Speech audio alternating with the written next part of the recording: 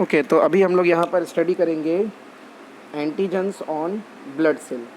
Previous lecture में हमने antibody का जो है स्ट्रक्चर स्टडी किया, डिटेल्ड स्ट्रक्चर, और एंटीजन एंटीबॉडी कॉम्प्लेक्स जो है वो कैसे बनता है उसको हमने देखा।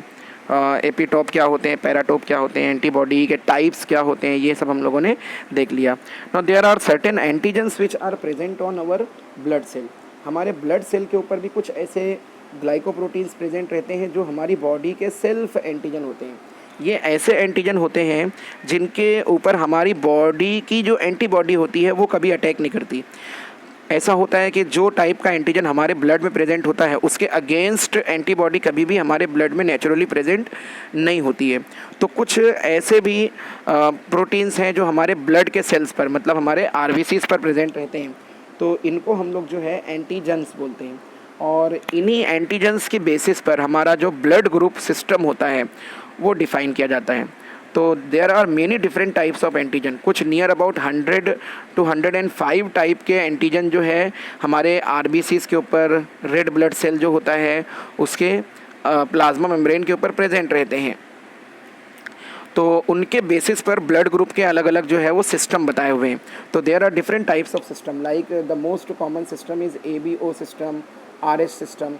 कुछ रेयर सिस्टम भी है जैसे डफी सिस्टम है, किड सिस्टम है, लीवी बॉडी सिस्टम होता है, MN ब्लड ग्रुप सिस्टम होता है, बॉम्बे ब्लड ग्रुप सिस्टम होता है। तो ऐसे अलग अलग टाइप के ब्लड ग्रुप सिस्टम बताए हुए हैं। अब इसमें से जो मेडिकली इम्पॉर्टेंट सिस्टम है, मतलब जिनको हम लोग ज़्यादा मेडिकल साइंसेस के अंदर स्टडी करते हैं ब्लड ट्रांसफ्यूजन से पहले, वो हैं दो सिस्टम। एक जो है उसमें से ABO ब्लड ग्रुप सिस्टम है और दूसरा है RH ब्लड ग्रुप सिस्टम। तो यहाँ पर ब्रीफ में हमको जो है वो ABO ब्लड ग्रुप सिस्टम और RH blood group system study करना है। तो पहले यहाँ पर अभी हम देखते हैं ABO ब्लड ग्रुप सिस्टम। सो जो ये ABO ब्लड ग्रुप सिस्टम है, ये ABO ब्लड ग्रुप सिस्टम के इसको सबसे पहले जो है डिस्कवर किया गया ईयर 1900 में by a scientist called Karl Landsteiner. इसने इसको सबसे पहले डिस्कवर किया, और लैंडस्टीनर ने जो है ब्लड ग्रुप A, B और O को डिस्कवर किया था। तो ब्लड ग्रुप A, B और O जो है ये किसके बेसिस पर हम बोलते हैं, ये एंटीजन के प्रेजेंस की बेसिस पर बोलते हैं। मतलब कुछ ऐसे पर्सन होते हैं जिनके आरबीसी की सरफेस पर A टाइप के एंटीजन प्रेजेंट रहते हैं, तो ऐसे पर्सन को ब्लड ग्रुप A वाले पर्सन बोला जाता है। कुछ ऐसे होते हैं जिनके आरबीसीज के ऊपर B टाइप के एंटीजन प्रेजेंट होते हैं, तो उनको हम लोग B ब्लड ग्रुप वाले पर्सन बोलते हैं। अब ये जो A और B जो अल्फ़ाबेट दिए गए हैं ब्लड ग्रुप के लिए, एंटीजन को नाम जो दिए गए हैं, एक्चुअली ये A और B जो है ये रैंडमली नाम दिया गया है।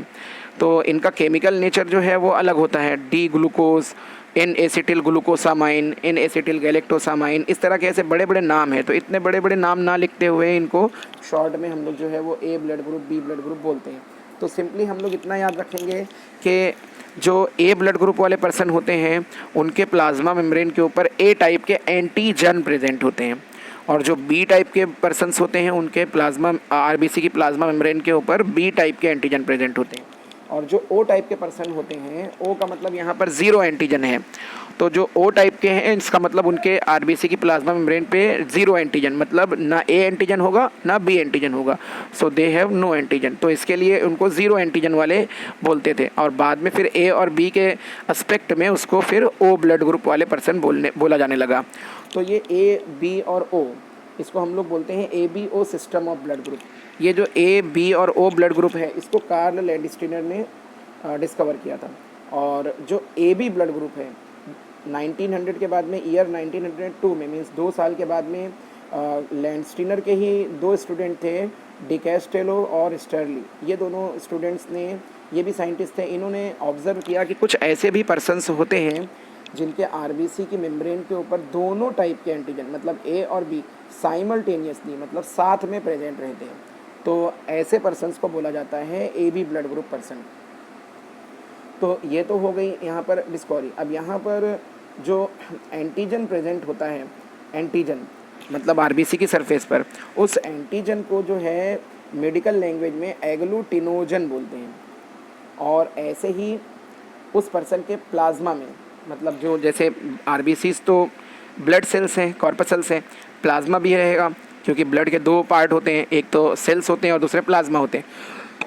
तो प्लाज्मा में जो है एंटीबॉडी प्रेजेंट रहेंगे। एंटीबॉडीज़ को हम लोग जो है मेडिकल लैंग्वेज में, मेडिकल टर्म में बोलते हैं एग्लूटिनिन, और एग्लूटिनोजन बोलते हैं एंटीजन को, जो कि आरबीसी के सरफेस पर रहेंगे, और एग्लूटिनिन जो प्लाज्मा में रहेंगे। तो एग्लूटिनिन को मतलब एंटीबॉडीज़ को हम लोग स्मॉल लेटर ए और स्मॉल लेटर बी से शो करते हैं। जैसे एंटीजन को कैपिटल लेटर ए और कैपिटल लेटर बी से शो करते हैं, ऐसे ही एंटीबॉडीज़ को स्मॉल ए स्मॉल बी से हम लोग शो करते हैं। तो अब इसकी बेसिस पर जो है ABO ब्लड ग्रुप सिस्टम में डिफरेंट टाइप के ब्लड ग्रुप्स यहाँ पर बताए हुए हैं। तो यहाँ पर इस टेबल के अंदर हम लोग देख सकते हैं, जो हमको टेबल दिया हुआ है अपने पेज नंबर 227 में एक टेबल दिया हुआ है।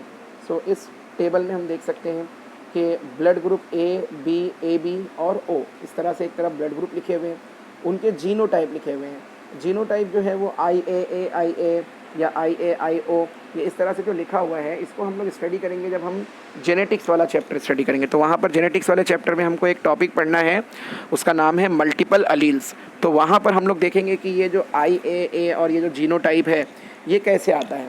तो अभी यहाँ पर हम लोग जो है ब्लड ग्रुप और उसके आरबीसीज पे जो एंटीजन प्रेजेंट है वो स्टडी करेंगे, और प्लाज्मा में जो एंटीबॉडीज़ प्रेजेंट है वो हम लोग देखेंगे। तो यहाँ पर हम देख सकते हैं कि अपना जो पहला कॉलम है ब्लड ग्रुप ए वाला, तो यहाँ पर थर्ड कॉलम में देख सकते हैं कि एंटीजन तो ए रहेगा, जो भी एंटीजन रहेगा उसकी बेसिस पर ब्लड ग्रुप रहेगा। तो यहाँ पर A blood group A antigen, B blood group B antigen, AB blood group तो दोनों एंटीजन, और कोई ब्लड मतलब O ब्लड ग्रुप, तो इसका मतलब कि कोई एंटीजन नहीं। O ब्लड ग्रुप वाले रहेंगे तो इनके पास में नो एंटीजन रहेंगे, कोई भी एंटीजन नहीं रहेंगे इनके पास में। तो यहाँ पर नील लिखा हुआ है।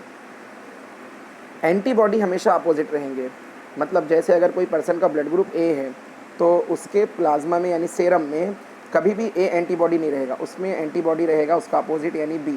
अगर ब्लड ग्रुप B है मतलब एंटीजन जो है वो B है, तो एंटीबॉडी जो होगा वो A रहेगा। और अगर A और B दोनों एंटीजन है मतलब AB ब्लड ग्रुप वाला पर्सन है, तो कोई भी एंटीबॉडी नहीं रहेंगे, तो नील लिखा हुआ है। और अगर O है मतलब कि एंटीजन नील है, एंटीजन कोई नहीं है, ना A एंटीजन है ना B एंटीजन है, तो एंटीबॉडी दोनों रहेंगे, मतलब बोथ A एंड B दोनों एंटीबॉडी इसके अंदर रहेंगे। फिर यहाँ पर जो है एक जो कॉलम दिखाया है इसमें can donate blood to and can receive blood from, मतलब कि ब्लड ग्रुप A वाले जो पर्सन हैं वो किससे ब्लड रिसीव कर सकते हैं और किसको डोनेट कर सकते हैं। तो यहाँ पर सिंपली हमको ये याद रखना है कि जो ब्लड ग्रुप AB होता है ये होता है यूनिवर्सल एक्सेप्टर, मतलब ब्लड ग्रुप AB जो है वो दूसरे सभी ब्लड ग्रुप वाले पर्सन से ब्लड को रिसीव कर सकता है। और ब्लड ग्रुप O जो होता है ये होता है यूनिवर्सल डोनर, मतलब ये ब्लड ग्रुप O वाले जो लोग होते हैं वो दूसरे सभी ब्लड ग्रुप वाले लोगों को अपना ब्लड डोनेट कर सकते हैं। सो यूनिवर्सल एक्सेप्टर और यूनिवर्सल डोनर AB और O होते हैं। अब इसमें देख सकते हैं हम लोग कैन डोनेट ब्लड टू, मतलब अगर ब्लड ग्रुप किसी का A है तो वो A वाले को भी डोनेट कर सकता है, AB वाले को भी कर सकता है। अगर किसी का ब्लड ग्रुप B है तो B वाले को तो कर ही सकता है, हर ब्लड ग्रुप अपने जैसे ब्लड ग्रुप दूसरे पर्सन को तो दे ही सकता है, तो B और AB वाले को दे सकता है, क्योंकि AB वाला रिसिपिएंट है, एक्सेप्टर है, तो वो सभी से ले सकता है। और AB वाला जो है वो AB वाले को ही डोनेट कर सकता है, और O वाला जो है देखो सभी को डोनेट कर सकता है, A, B, AB और O को। फिर लास्ट वाले कॉलम में दिखाया गया है कैन रिसीव ब्लड फ्रॉम, यानी कहाँ से ब्लड रिसीव कर सकता है। तो पर्सन अगर A है तो A वाले से भी ले सकता है और O वाले से तो ले ही सकेगा क्योंकि O वाला यूनिवर्सल डोनर है। B ब्लड ग्रुप वाला जो पर्सन है वो B वाले से ले सकता है और O वाले से ले सकता है, O तो सभी को दे सकता है, इसके लिए तो यहाँ पर O सब हर एक टेबल में है, हर एक कॉलम में है लास्ट में। यूनिवर्सल डोनर मतलब यूनिवर्सल रिसिपिएंट AB, तो AB वाला जो है कैन रिसीव ब्लड फ्रॉम, देख सकते हैं यहाँ पर चारों से रिसीव कर सकता है, A, B, AB और O से। और O वाला जो है रिसीव कर सकता है, जहाँ पर उसको ब्लड लेने की बात आएगी तो वो सिर्फ अपने जैसे दूसरे O ब्लड ग्रुप वाले इंसान से ब्लड ले सकता है। तो यही चीज़ यहाँ पर जो है पैराग्राफ के फॉर्म में यहाँ पर ये जो 4 पैराग्राफ दिए हुए हैं ब्लड ग्रुप A, B और AB और O के, ये चीज़ यहाँ पर लिखी हुई है कि कौन से एंटीबॉडी रहते हैं, कौन से एंटीजन रहते हैं और किसको वो ब्लड दे सकता है। फिर ये तो हो गए A और B एंटीजन की बात। अब हम लोग देखते हैं नेक्स्ट जो एंटीजन है और नेक्स्ट जो सिस्टम है हमारे ब्लड ग्रुप का, वो सिस्टम है RH फैक्टर। आपने सुना होगा या ब्लड टेस्ट करवाया होगा तो आपको मालूम होगा कि A, B, O के साथ में जो है एक और चीज़ जो है हम लोग देखते हैं लिखी हुई हमारे ब्लड ग्रुप के साथ में, वो है पॉजिटिव और नेगेटिव फैक्टर। मतलब जैसे आप किसी को पूछते हैं कि आपका ब्लड ग्रुप क्या है, तो सामने वाला हमको बता सकता है कि ए ब्लड ग्रुप है, या ए पॉजिटिव बोलता है कभी, या बी पॉजिटिव बोलता है, ओ पॉजिटिव, ए नेगेटिव, बी नेगेटिव, इस तरह से।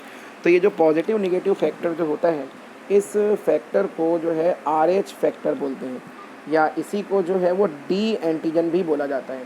तो RH फैक्टर या डी एंटीजन, इसको 1940 में लैंड स्टीनर और वीनर, ये दो साइंटिस्ट हैं, इन लोगों ने डिस्कवर किया था। लैंड स्टीनर ने तो ABO सिस्टम भी डिस्कवर किया था, और उसके साथ में वीनर नाम का एक साइंटिस्ट था, उसने अलॉन्ग विथ लैंड स्टीनर उसने RH फैक्टर डिस्कवर किया था। ये जो RH फैक्टर है, इसको सबसे पहले डिस्कवर किया गया था एक मंकी में, जिसका नाम है रेसस मंकी। तो यहाँ पे हम लोग देख सकते हैं रेसस मंकी के अंदर इसको सबसे पहले डिस्कवर किया गया। तो रेसस मंकी का के नाम का ही यहाँ पर जो है वो RH लिया हुआ है। सो RH stands for rhesus factor. अब जितने भी ऐसे पर्सन हैं जिनके अंदर ये रेसस फैक्टर प्रेजेंट रहता है, तो उनको हम लोग जो है वो RH पॉजिटिव पर्सन बोलते हैं। और ऐसे जितने भी इंसान हैं जिनमें ये अब्सेंट होता है, तो उनको हम लोग RH निगेटिव पर्सन बोलते हैं, या ऐसे भी बोलते हैं RH पॉजिटिव भी लिखते हैं, या D पॉजिटिव भी लिखते हैं। मतलब कि D फैक्टर भी पॉजिटिव है D के साथ में, और RH निगेटिव यानी D फैक्टर अब्सेंट है, मतलब RH फैक्टर अब्सेंट है। तो इसके बेसिस पर जो है RH सिस्टम अपना बनता है। अब यहाँ पर RH एंटीजन को लेकर के जो है वो एक रेयर डिजीज़ भी देखने को मिलती है, और ये डिज़ीज़ जो है ये अराइज़ होती है जब कभी ऐसी कुछ कंडीशन आ जाए कि RH एंटीजन मतलब D एंटीजन जो है अगर किसी RH निगेटिव पर्सन के अंदर चला जाए, मतलब कि अगर कोई पर्सन जो है RH निगेटिव है, मतलब A हो, B हो, या AB या O, उससे मतलब नहीं है, निगेटिव होना चाहिए, RH फैक्टर निगेटिव होना चाहिए। तो अगर कोई निगेटिव पर्सन की बॉडी में जो है वो पॉजिटिव पर्सन का ब्लड चला जाता है या उसको इंजेक्ट कर दिया जाता है, तो वो जो निगेटिव पर्सन होता है उस RH एंटीजन के अगेंस्ट, मतलब RH पॉजिटिव ब्लड के अगेंस्ट एंटीबॉडी प्रोड्यूस कर देता है। तो इसका मतलब ये हुआ कि यहाँ पर जो है जो नेगेटिव पर्सन होते हैं, इनको हम पॉजिटिव पर्सन्स का ब्लड नहीं चढ़ा सकते, क्योंकि उनकी बॉडी में जो है RH एंटीजन के अगेंस्ट एंटीबॉडी प्रोड्यूस कर देगी प्लाज्मा सेल्स जो रहेंगे। इसी चीज़ को लेकर के, इसी कंसेप्ट को लेकर के एक डिज़ीज़ भी देखने को मिलती है, और ये डिज़ीज़ कब देखने को मिलती है, जब कोई मदर यानी लेडी, उसका ब्लड ग्रुप अगर RH निगेटिव है और उसकी प्रेगनेंसी में अगर RH पॉजिटिव बच्चा यानी RH पॉजिटिव फीटस अगर आ जाता है, तो बर्थ के टाइम पे जब प्लाज्मा जो है जब प्लेसेंटा जो है वो रप्चर होता है, ब्रेक होता है, तो यहाँ पर जो है मदर का जो ब्लड होता है, मदर की जो बॉडी होती है वो सेंसिटाइज हो जाती है, और ब्लड की एंट्री तो नहीं होती मदर की बॉडी में, लेकिन मदर का जो ब्लड होता है वो फर्स्ट डिलीवरी के टाइम में, पहले बच्चे की बर्थ के टाइम पर सेंसिटाइज हो जाता है, और वो RH फैक्टर के अगेंस्ट एंटीबॉडी बना देता है, मतलब RH एंटीबॉडी बना देता है। तो पहली डिलीवरी तो नॉर्मल हो जाती है, लेकिन अगर उसके बाद में फिर with in the memory period अगर वापस से मदर जो है फिर से प्रेग्नेंट होती है 1-2-3 साल के अंदर, तो और वापस से जो है बच्चा RH पॉजिटिव आता है, तो ऐसे में जो पहले बच्चे के टाइम की जो मेमोरी बनी हुई थी माँ की बॉडी में, वो जो एंटीबॉडीज़ रहेंगे RH के अगेंस्ट एंटीबॉडी रहेंगे, वो प्लेसेंटा को क्रॉस करके फीटस की बॉडी में आ जाएंगे, और फीटस की बॉडी में आने के बाद में वो फीटस के जो पॉजिटिव RBCs हैं, RH पॉजिटिव वाले जो RBCs हैं, उनके ऊपर अटैक कर देगी, और उसकी वजह से फीटस के बहुत सारे RBCs जो है वो रप्चर हो जाएंगे, ब्रेक हो जाएंगे। और जब RBCs रप्चर हो जाते हैं तो उनको प्रोसेस करने का जो काम होता है वो लीवर सेल्स करते हैं। तो लीवर के पास में जो है बहुत सारे रप्चर्ड और ब्रोकन RBCs जाएंगे, और उसकी वजह से लीवर के ऊपर जो है वो स्वेलिंग आएगी, और RBCs जब ब्रेक होते हैं तो उसके अंदर का जो हीमोग्लोबिन होता है, उस हीमोग्लोबिन को प्रोसेस करके उसी से जो है बाइल पिगमेंट्स बनते हैं, मतलब बिलीरुबिन और बिलीवर्डिन जो हमने स्टडी किया था 11 में डाइजेस्टिव सिस्टम के अंदर, तो बाइल पिगमेंट्स बन जाते हैं। तो ज़्यादा बाइल पिगमेंट बन जाते हैं ज़्यादा RBCs के ब्रेक होने की वजह से, और उसकी वजह से बॉडी के ऊपर जो है वो येलोनेस आ जाता है, और उसी को हम लोग जो है वो hemolytic disease of newborn, short में उसको लिखा जाता है HDN, hemolytic disease of newborn, या इसी को मेडिकल टर्म में बोला जाता है एरिथ्रोब्लास्टोसिस फिटालिस, मतलब इसको हम लोग जो है मेडिकल टर्म में बोलते हैं एरिथ्रोब्लास्टोसिस। यहाँ लिखा हुआ है, आप देख सकते हैं, यहाँ पर लिखा हुआ है, ये मैं अंडरलाइन कर देता हूँ, दिस इज एरिथ्रोब्लास्टोसिस फेटालिस, और कॉमनली उसको बोलते हैं HDN, hemolytic disease of newborn. This is hemolytic disease of newborn, और मेडिकल में उसी को एरिथ्रोब्लास्टोसिस फेटालिस बोलते हैं। तो ये ऐसा कब होता है, जब किसी निगेटिव RH मतलब RH निगेटिव फीमेल को RH पॉजिटिव बच्चा उसकी प्रेगनेंसी में आता है, तो फर्स्ट डिलीवरी के बाद में जो सेकेंड थर्ड डिलीवरी होती हैं उनके अंदर। अब ये रेयर डिजीज़ है, इसको प्रिवेंट किया जा सकता है। तो पहले बच्चे की डिलीवरी के बाद में मदर को कुछ इंजेक्शंस लगाए जाते हैं। तो वो जो मदर को जो इंजेक्शंस लगाए जाते हैं वो anti-RH एंटीबॉडी के इंजेक्शन होते हैं। anti-RH एंटीबॉडी मतलब माँ की बॉडी में RH के अगेंस्ट जो एंटीबॉडी प्रोड्यूस हुई है, उस एंटीबॉडी के अगेंस्ट एंटीबॉडी के इंजेक्शन मदर को लगा दिए जाते हैं। तो उसकी वजह से जो आगे की जो प्रेगनेंसीज होती हैं वहाँ पर ये जो एरिथ्रोब्लास्टोसिस जो डिजीज़ है, हेमोलाइटिक डिजीज़ है, इसके ऑकरेंस के, इसके होने के चांसेस जो है वो रिड्यूस हो जाते हैं। तो यहाँ तक के हमने जो है स्टडी कर लिया अपना पूरा इम्यूनोलॉजी। तो इम्यूनोलॉजी का जो सेक्शन था यहाँ तक के अपना कंप्लीट हो गया। एक्चुअली हमको यहाँ पर चैप्टर में ह्यूमन हेल्थ एंड डिजीज़ को स्टडी करना है, तो डिजीज़ वाला पार्ट यहाँ से आगे हम जो है वो पढ़ेंगे। ये चैप्टर जो है वो मेन 2 सेक्शन में डिवाइडेड है, एक तो इम्यूनोलॉजी के ऊपर और दूसरा हेल्थ के ऊपर, हेल्थ एंड डिजीज़ के ऊपर, अलग अलग कॉमन टाइप की जो डिजीज़ेस हैं उनके बारे में। तो यहाँ तक के हम लोगों ने जो है वो इम्यून सिस्टम को, इम्यूनोलॉजी को स्टडी कर लिया। अब यहाँ से आगे ऑनवर्ड हमको जो स्टडी करना है वो रहेंगे, हमारा टॉपिक रहेगा कॉमन हेल्थ डिजीज़, अलग अलग टाइप के डिजीज़ेस। तो डिफरेंट टाइप के जो डिजीज़ेस हैं वो हम लोग स्टडी करेंगे। इसके अंदर मलेरिया है, अमीबायासिस है, टाइफॉइड है, फिलारियासिस है, स्केरियासिस है, और कुछ बड़ी डिजीज़ेस हैं, कैंसर है, HIV है, इस तरह की ये सब यहाँ से कॉमन डिजीज़ हम लोग स्टडी करेंगे। इसके आगे जैसे चैप्टर जो है वो बहुत सिंपल है, और हमको जो है वो डिज़ीज़ कैसे होती है, उसके पॉजिटिव एजेंट का नाम और उसके सिम्टम्स, उसके प्रिवेंटिव मेजर, और ब्रीफ में अगर कहीं कहीं पर उसका ट्रीटमेंट दिया हुआ तो ट्रीटमेंट, कहीं पर पॉजिटिव एजेंट का लाइफ साइकिल दिया है तो लाइफ साइकिल हमको आगे स्टडी करना है। तो नेक्स्ट सेशन में हम लोग जो है कॉमन हेल्थ डिजीज़ जो अपना 10.3 यूनिट है वो स्टार्ट करेंगे इस चैप्टर का। Okay, thank you.